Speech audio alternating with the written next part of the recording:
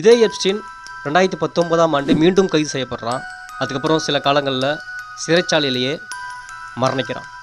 தற்கொலை பண்ணிக்கிட்டான் அப்படின்னு சொல்லிட்டு சிறை நிர்வாகம் சொல்லுது. இந்த கேஸ் விசாரிக்கும் போது நீதிமன்றத்தில் அந்த சிறை நிர்வாகம் என்ன சொல்லுதுன்னா, ஜெஃப்ரி எப்ஸ்டீன் தற்கொலை தான் பண்ணிக்கிட்டான். சரி, தற்கொலை பண்ணிட்டான்டா, அவன் எப்படி பண்ணிக்கிட்டான் அப்படின்னு சொல்லிட்டு கேட்டால் எங்களுக்கு தெரியல அப்படின்னு சொல்கிறாங்க. ஜெஃப்ரி எப்ஸ்டீன் என்பவன் ஒரு சாதாரண குற்றவாளி கிடையாது. ஒரு இன்டர்நேஷ்னல், ஒரு பாலியல் குற்றவாளி, ஒரு அரசியல் குற்றவாளி.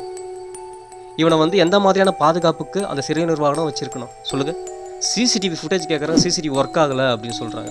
எல்லா ஊர்லேயும் நடக்கிறது தான், அங்கேயே நடந்திருக்கு. சிசிடிவி ஒர்க் ஆகலை அந்த டைம் அப்படின்னு சொல்கிறாங்க. சரி, சிசிடிவி ஒர்க் ஆகலையா?